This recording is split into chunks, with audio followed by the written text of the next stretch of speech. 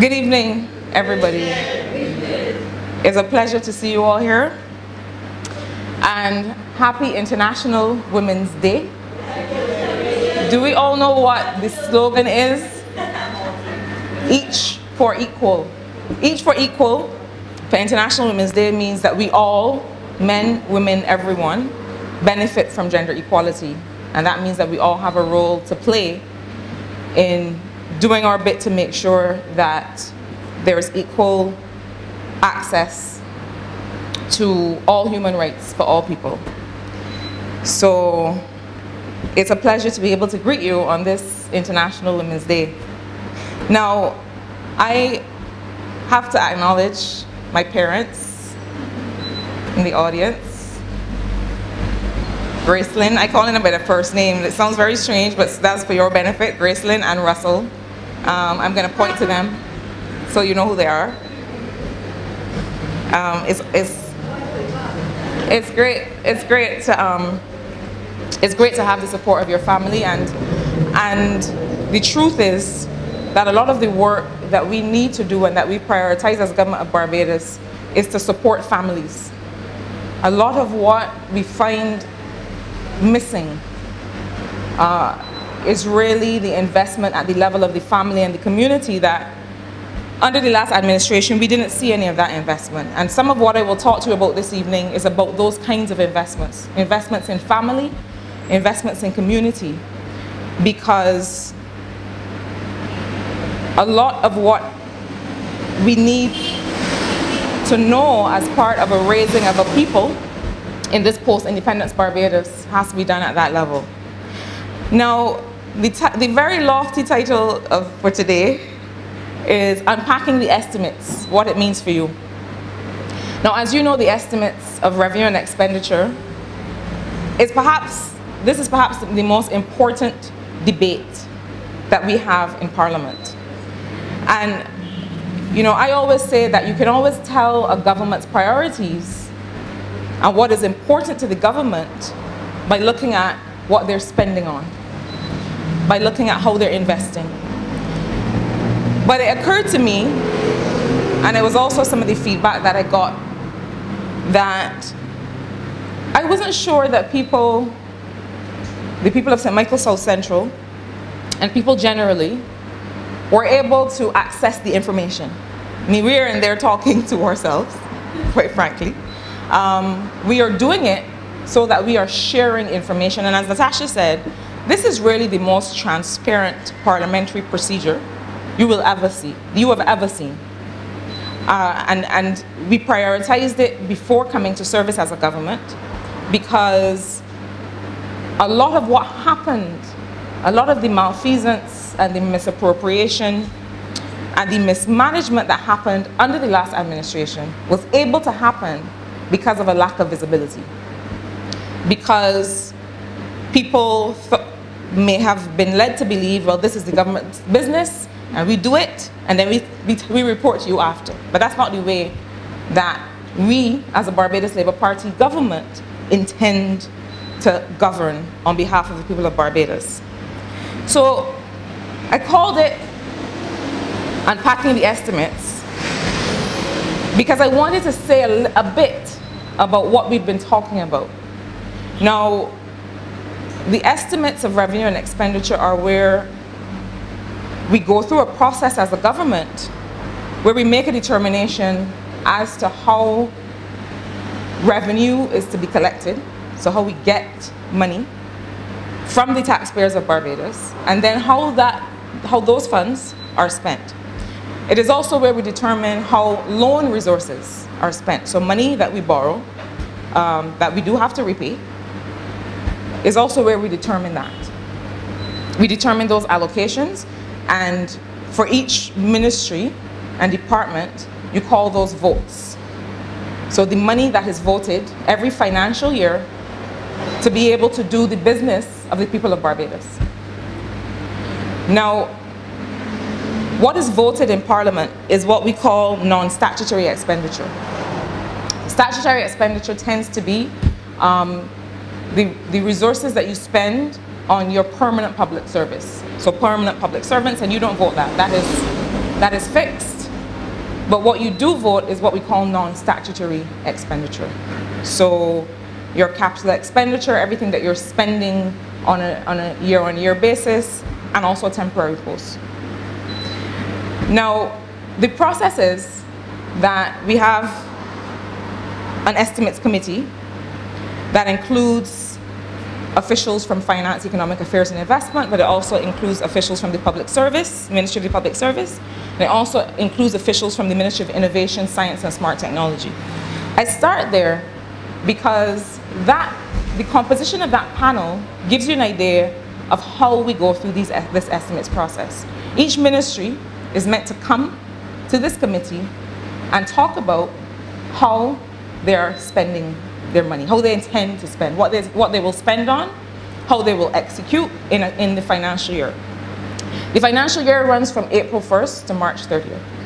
So we are about to start a new financial year in April of this year. And what ministries do is come and justify their proposed expenditure, and then the committee makes a determination as to what those allocations should be, based on the revenue, based on the debt that we have to service, and based on all these other kinds of determinations. But I mentioned the composition of the committee because I wanted to give you an idea of how we've dealt with this process. One of the ways we've dealt with this is to make sure that we are looking at what are the ways that technology can also be brought to bear to give us some efficiency savings. And that's why the Ministry of Innovation is there. It is an approach that I don't think has ever been done before. But this year, and the last estimates, the focus has been on making sure that we are cutting the fat. And when I say cutting the fat, I don't mean in terms of posts or people, I mean in terms of inefficient processes. So the estimates process has been one, and this is before we get to Parliament now, where we go through not just the what, but the how. How do you intend to execute this program? And how are the ways that it can be made more efficient? So today, in the midst of that, I wanted to be able to have a conversation with you about what we've been doing in Parliament for the last 2 weeks. Estimates continues tomorrow with the Ministry of Health and Wellness again at 2 p.m. And you will get to hear some more of the programs from other ministries. I believe the Ministry of Tourism will also come this week. The Ministry of People Empowerment and Elder Affairs will also come this week, as well as Commerce and Small Business. So I could not, even if I wanted to, go through all of the programs that are there, but I wanted to be able to address you on some very fundamental things. And those fundamental things have to do with some of the noise that you've been hearing, may have been hearing, that has been suggesting certain things that quite frankly are not correct. And I think that politics aside, people have a right to be told the truth. And I believe that whatever side of the divide you sit on, you do not do the people of St. Michael West or any other constituency any justice if you seek to misrepresent the facts. So I wanted to talk to you about a few things that have to do with the estimates process. And I want to start at the revenue side. Now, we have had 10 years of financial mismanagement, of corruption, and billions of dollars left in arrears that have left us in no position to spend as much as we would want to spend to repair the country. I don't think that that can be said enough, because the damage that was done in 10 years cannot be fixed overnight. But notwithstanding that damage that was done in 10 years, when we came to service in our first budget, we were still, knowing that we would be going into an IMF program, we were still able to invest in increased to the welfare vote, to invest in the return of free tertiary education, and a number of other measures that were able to allow Barbadians to breathe a little easier as we were going to set off on this journey. But we said before, and I note it coming up again, but we stick by it, that you cannot tax your way into recovery. And so we've had to make some clear choices. So on the expenditure side, we've made a lot of savings across the board. And some of those savings, as you may have heard in the estimates, have come, in fact, from looking at contracts that were bloated for reasons that we all know, and being able to renegotiate those contracts to save the people of Barbados money, to save their taxpayer dollars from being put into the pockets of a handful of people. And that's one of the ways in which we were able to make savings.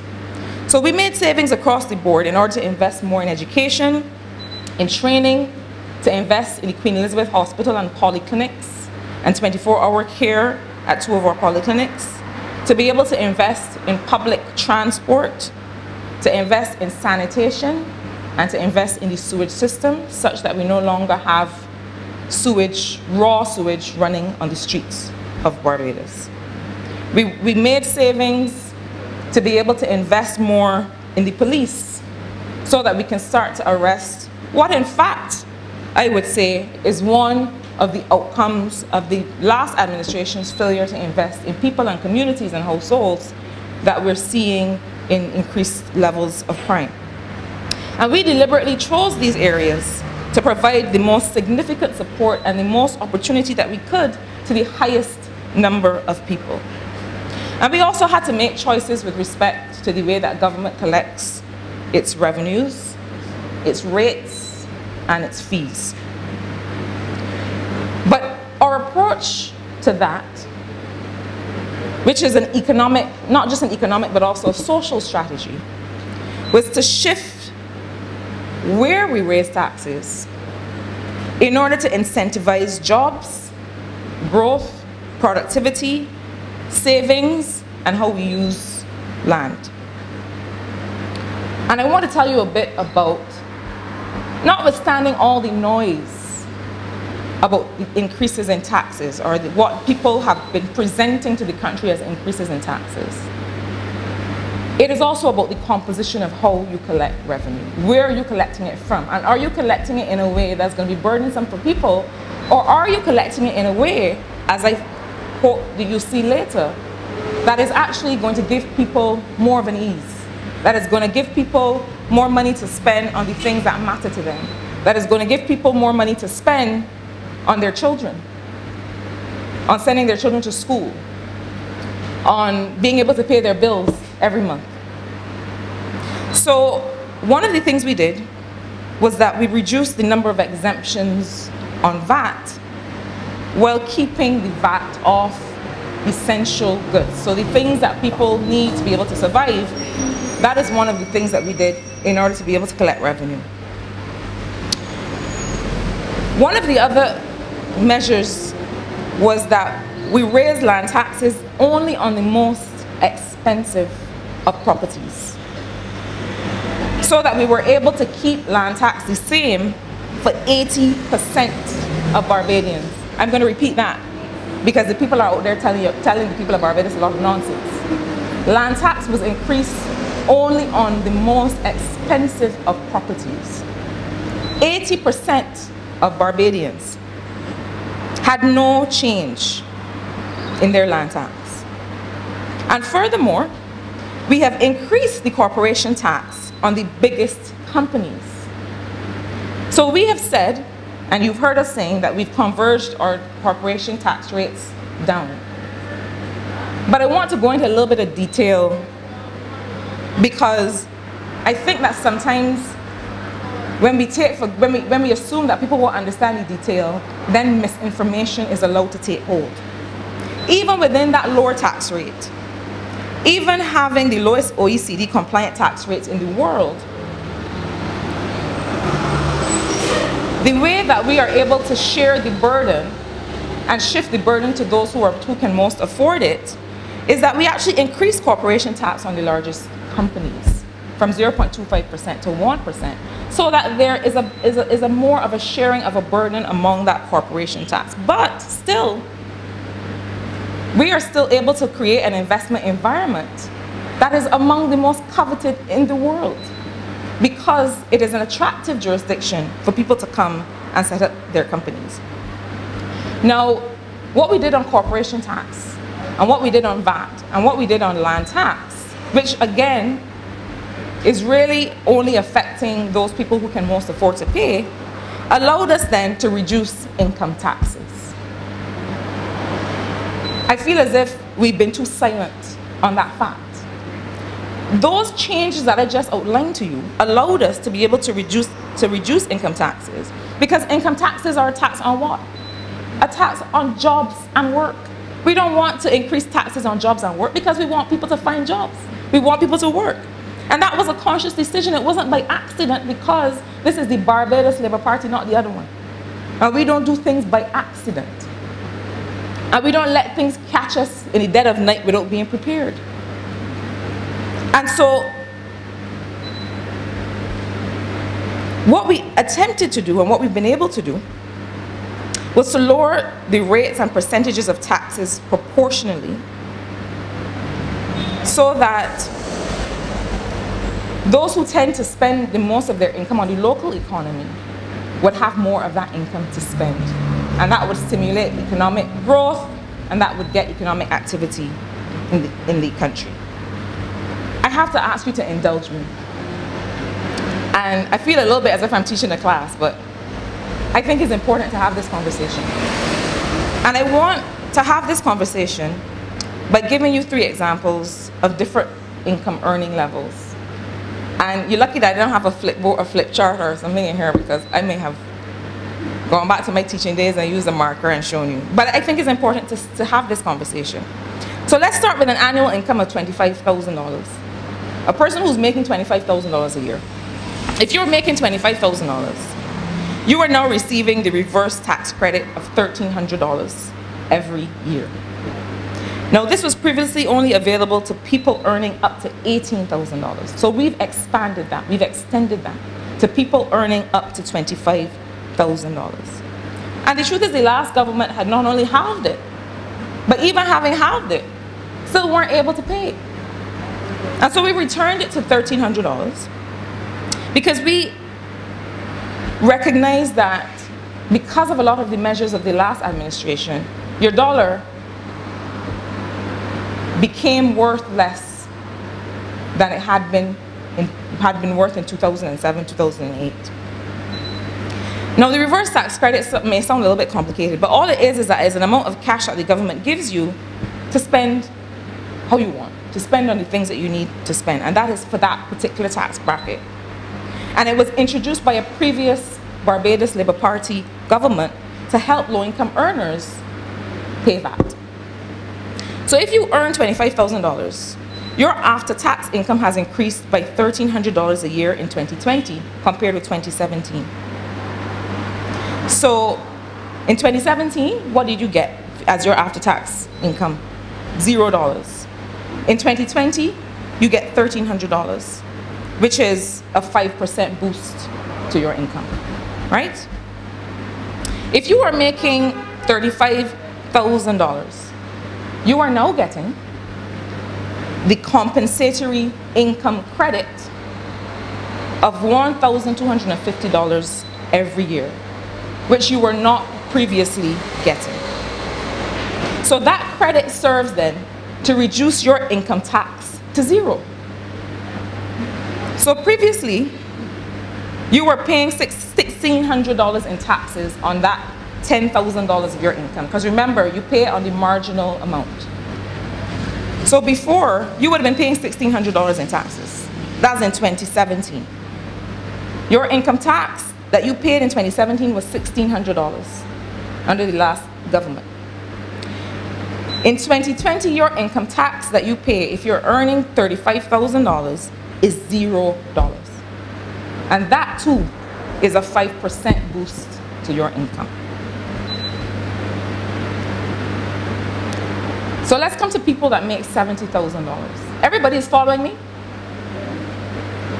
grudgingly, we're almost finished.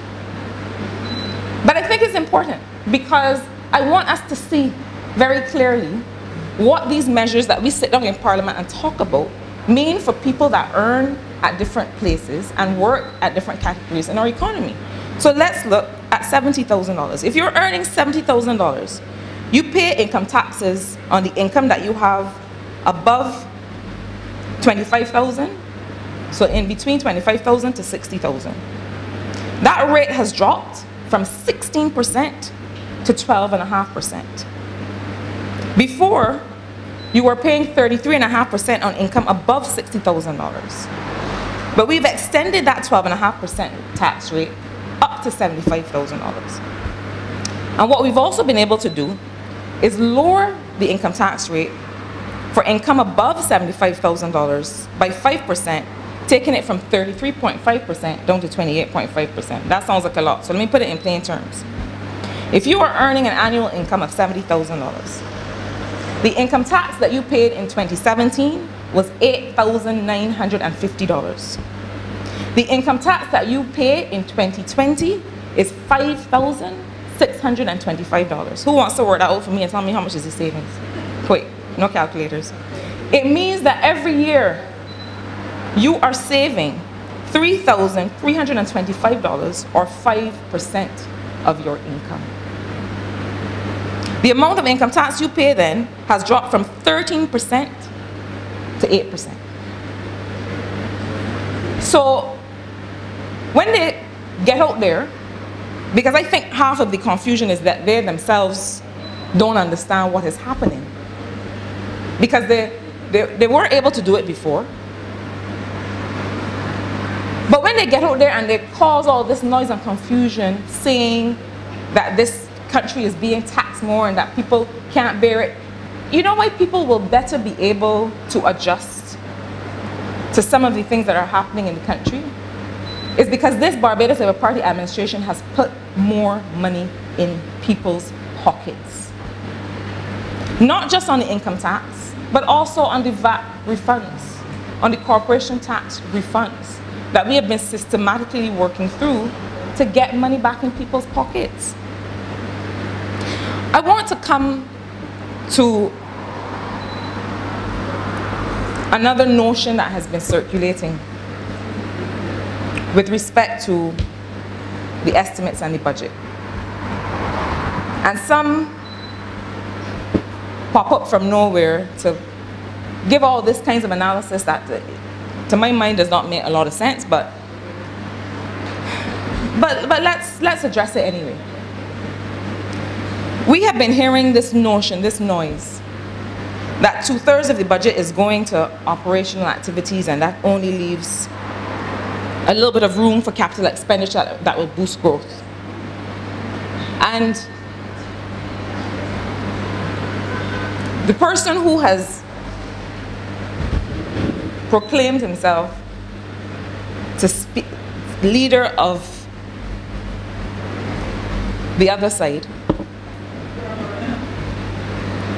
claiming to speak for Barbadians who really have not authorized him to speak on their behalf, has been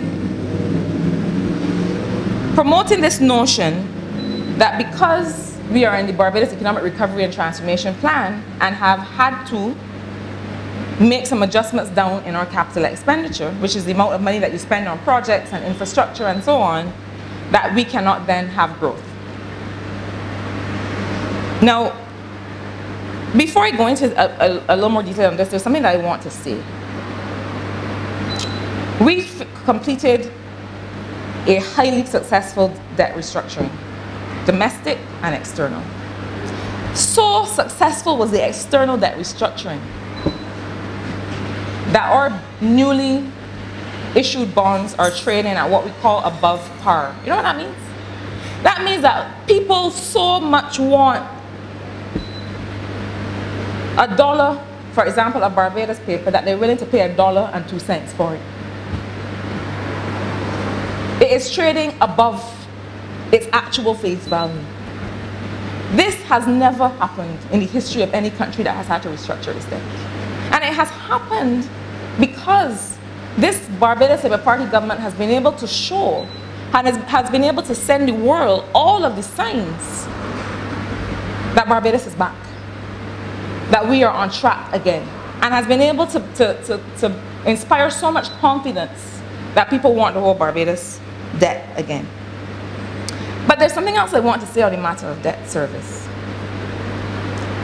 Because to suggest to the people of Barbados that because we've had to limit capital expenditure in order to get the economy healthy again, that this is somehow something that we've foisted on the people of Barbados, that it's unprecedented, it's a surprise, it has never happened before. I want to tell you something about what we were paying in debt service before. Now, you only have 100%. You don't have anything more than 100%. As in, you have 100% as a whole. Yes? So it means that whatever you are spending on servicing the debt, paying back interest and paying back principal, you cannot spend on other things.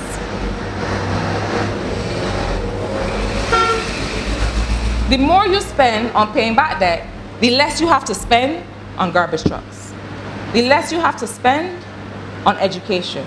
The less you have to spend on making sure that we can increase and improve access to water and water infrastructure. So while the noise out there is suggesting that all of a sudden we've contracted the capital expenditure and we don't have money to spend on things, I want to create a comparison with the last administration. Now, debt service, remember, is the interest that you pay on the debt that you have accumulated. In 2017, before the debt restructuring, for that financial year, debt service that the last administration was paying as a percentage of revenue. So the amount of money that you're taking in that you then have to use to repay. So when you get paid, when the month comes and you got to pay your credit card, that amount was 192%.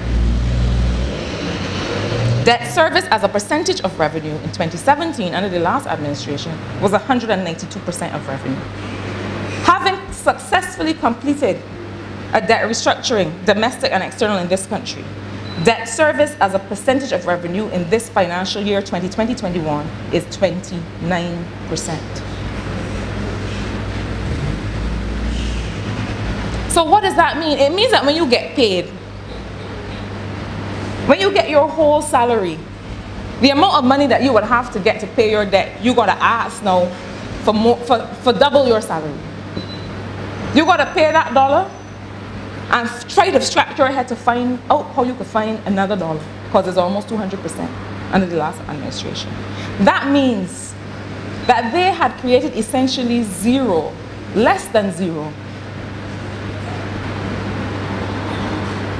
fiscal space to be able to invest in anything. But the fiscal space that they did find, they managed to build buildings for people to go in instead of to buy garbage trucks. So not only do you mismanage the economy into such a whole,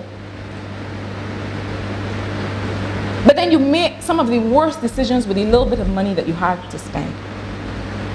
But the other thing I want to say quickly on this matter is this. And I want to go a little bit into the notion of growth and investment. Because this idea that an economy cannot grow unless government is the only one growing it is a nonsense. That is not the case in any economy in the world. Government has to make some minimal investments, some basic investments in infrastructure to create the climate, in security, and some basic things to make sure that people want to bring their investment here. But investment is not just buying land and factories and so on, it's also in the operational things that government does. If you build a school and you do not spend your operational money on teacher salaries, how are the people going to get taught? If you have a welfare program, a social work program, and you do not pay operational money for social workers to go into schools and homes, and guidance counselors to go into schools and communities to work with people, then how are you ever going to be able to allow people to have improvements in their well-being? It is a nonsense when people tell you that the only expenditure that matters is expenditure on roads and capital works. Because people help to deliver service as well. So when you invest in healthcare, you're making sure that people don't have to quit their job to go and take care of sick relatives because they have the care at the QEH, they have the care at a 24-hour polyclinic. Now,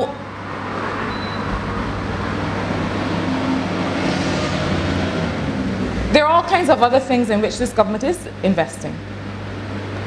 The work to repave the airport, for example.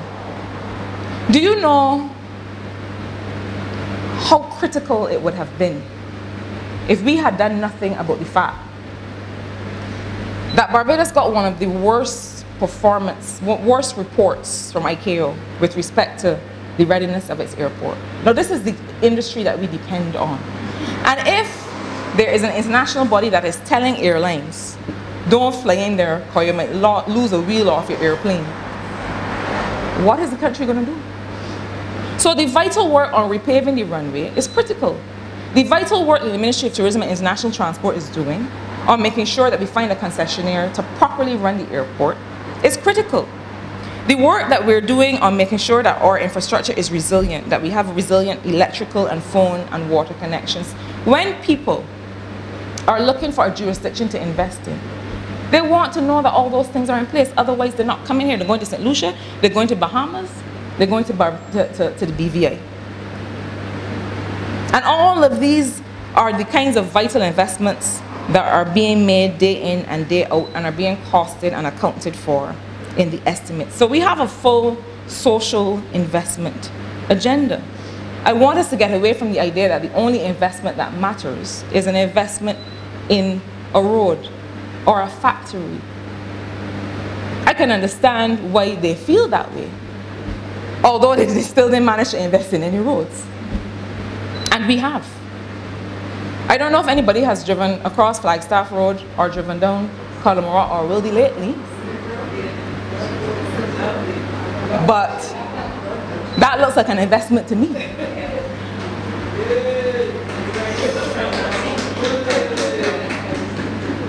Now, those are the kinds of investment that the government is best placed to make. But there's another kind of investment that government, quite frankly, has no business being involved in. And what we're finding now is that there is a gathering private sector investment boom that the rest not going to tell you anything about.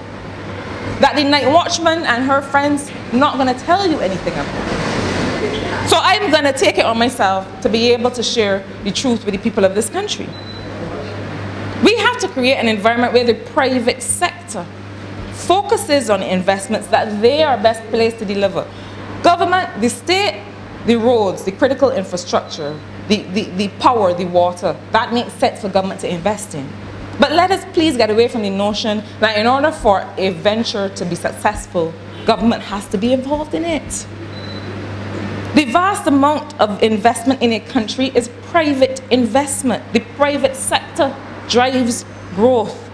And we need to ensure that the conditions are right for the thousands of local and foreign investors, small, medium, and large, to make the thousands of investment decisions to sow a seed, to invest in the future, and to spend some money today, creating some capacity for tomorrow. So that's our part. Some of the infrastructure investments, and to create the climate, the doing business environment for those companies to be successful. It is the private sector that can employ the millions that we need to invest in new areas of potential growth like medical and educational tourism, medical cannabis, renewable energy, affordable housing, agriculture, resilience building, and so on. If the government had to do everything, it would not be able to do enough. And I'll give you an example. Traditionally, in most economies, private sector investment is 5 times or more government investment in plant and machinery.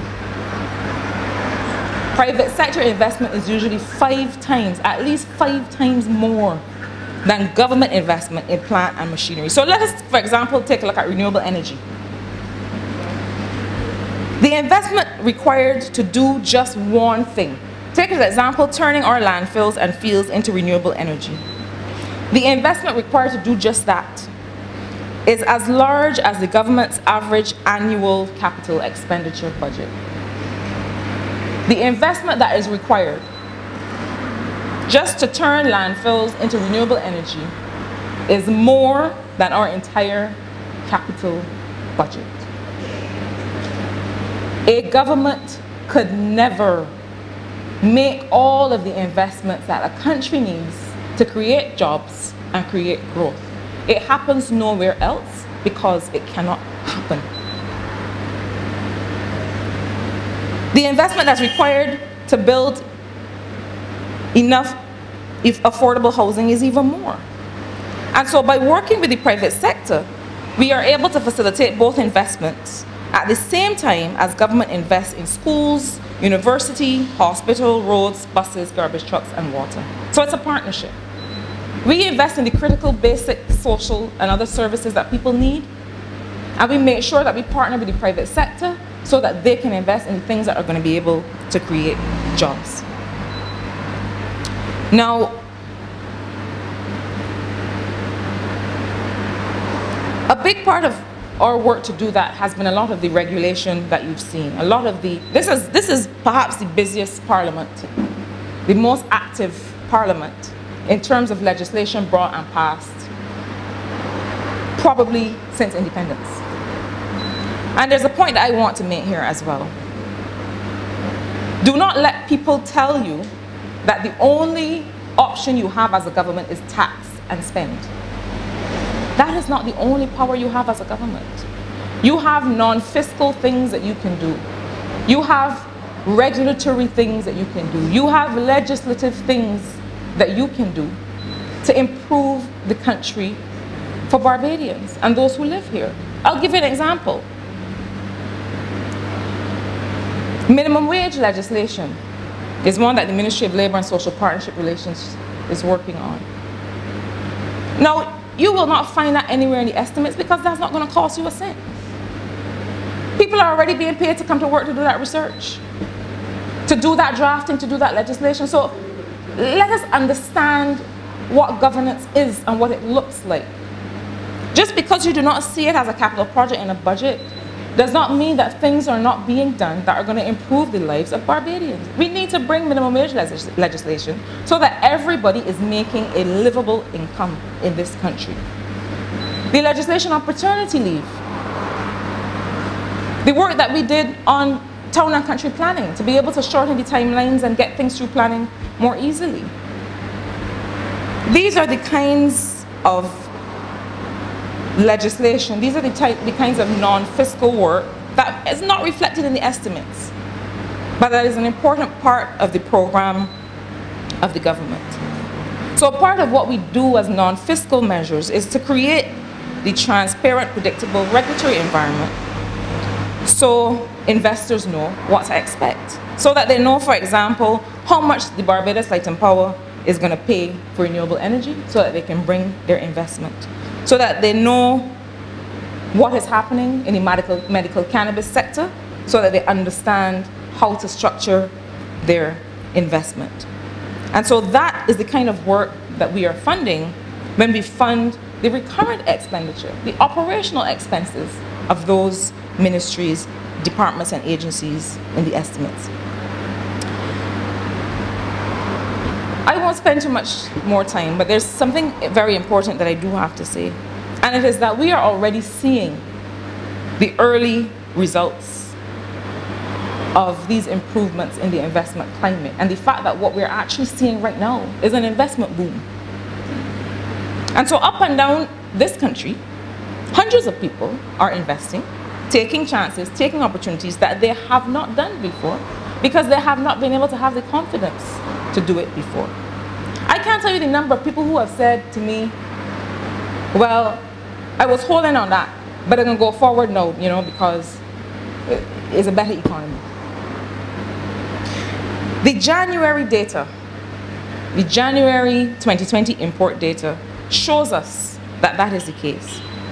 So that now that the economy has stabilized, Imports of everyday consumer items like food and drink and clothes rose 6% in January of this year in comparison to last year. So people are spending more money at a reasonable rate of how they're getting more money through some of the measures that I've just explained to you. Their expenditures, that's one set of things that we can see that they're spending on, and that explains their own personal confidence. But another category is things like durable goods like fridges and washing machines and cars. These are the kinds of things that people would not buy if they were uncertain about their future. They would wait, they would hold. But those imports jumped by 40%. Now, the most important one of these categories that I want to talk to you about is imports of capital goods. Capital goods are those things that people use to make things like machinery, is fuel, materials for factories or feed. So these are the things that you know people are using to invest. So that category of capital goods, imports of capital goods, grew by 35% to $58.7 million, which is the highest rate it has seen in the past 10 years. That says, I don't know what it says to you, but it says to me, that people are investing. Because I am not buying any heavy machinery or fuel, not me. I have a factory. Who's buying it? Investors. People who are expanding their production. People who are coming in to establish new production. And so we know that investment is happening in these countries because these imports are about building export capacity. And whatever people might want you to believe, tourism revenues are up. And all of this is happening without compromising our position in terms of the reserves. So Barbados has been able to return to being a stable, predictable, transparent, and attractive place to invest. Now,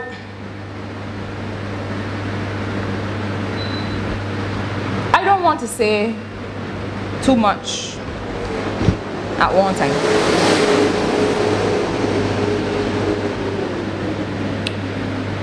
But I do have to say one final thing about another set of noise that is out there in the environment. And it has to do with our reserves.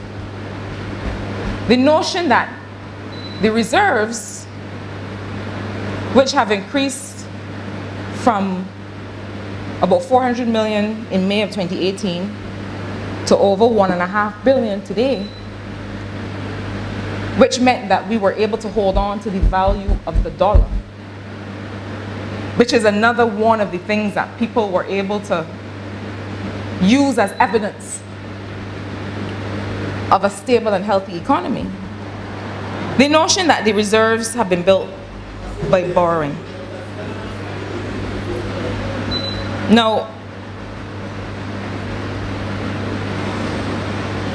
there's only one thing I want to say on this matter.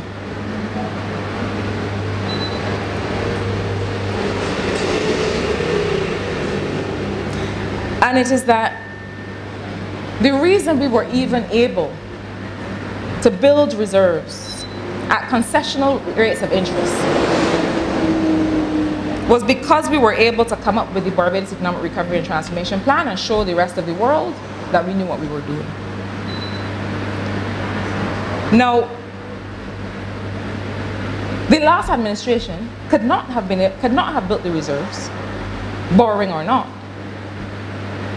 because the last loan that they were able to negotiate, that Credit Suisse loan, ended up being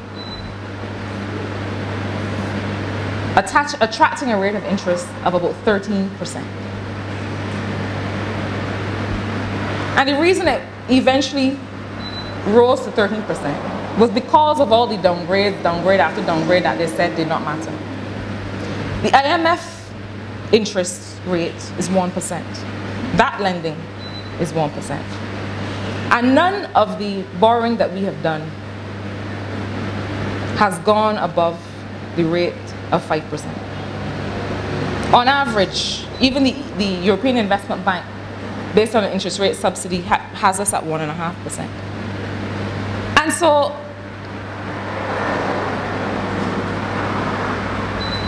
the reason that we had to boost the reserves at those very low rates of interest was not just to be able to save the dollar and have something to back the dollar, but that is what allows us to do a lot of the spending that we need to on the hospital, on the transport board, on the roads, on sanitation and sewage. And now that we've been able to stabilize the dollar, and now that we've been able to remove the panic, we are able to move the country to the economic and the social transformation that is going to boost our foreign exchange reserves through real growth without having to borrow. And that is not an overnight task. That is not a one-day task. That is a multi-year task.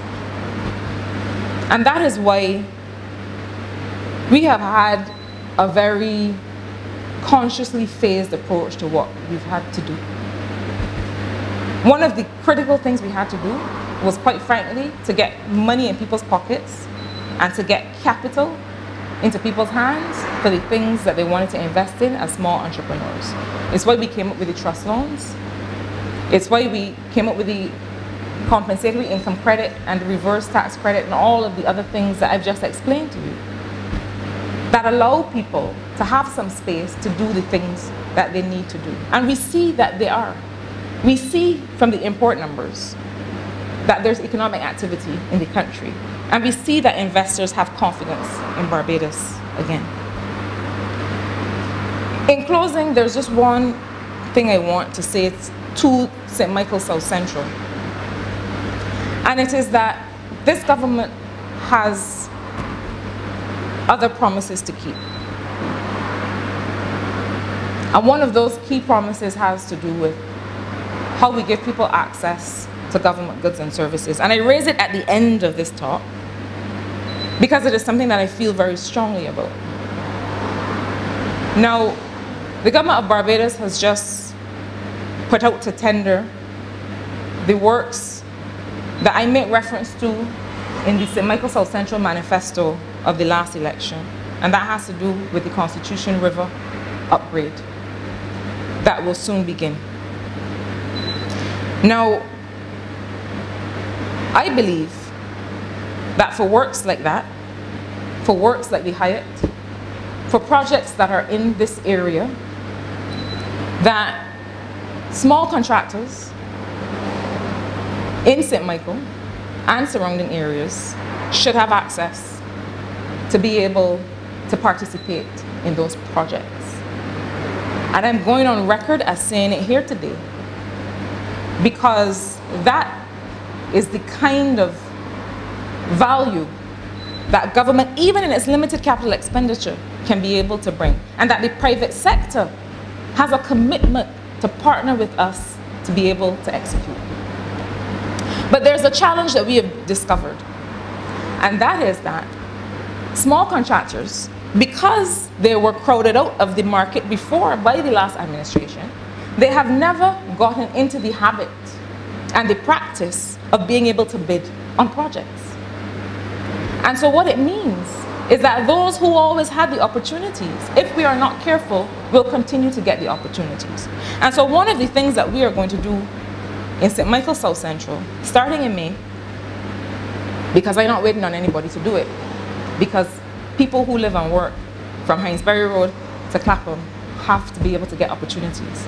We are going to start having some sessions for small contractors that help build their capacity to be able to bid for projects that are going to not only pull together in one place what are the projects that are coming to tender, that have been published, but also that helps them understand what is required of them to be able to be successful in their bidding. I am not willing to leave it to chance, to leave it to the market, to leave it to anything. Because I came here, you all sent me to Parliament to talk about these estimates, to be able to come back and tell you what it means for you and what is in it for you. And my commitment to you is that there's opportunity that this Barbados Labour Party government is creating for all people, and that this St. Michael South Central branch and MP are committed to making sure those opportunities are realized. Thank you.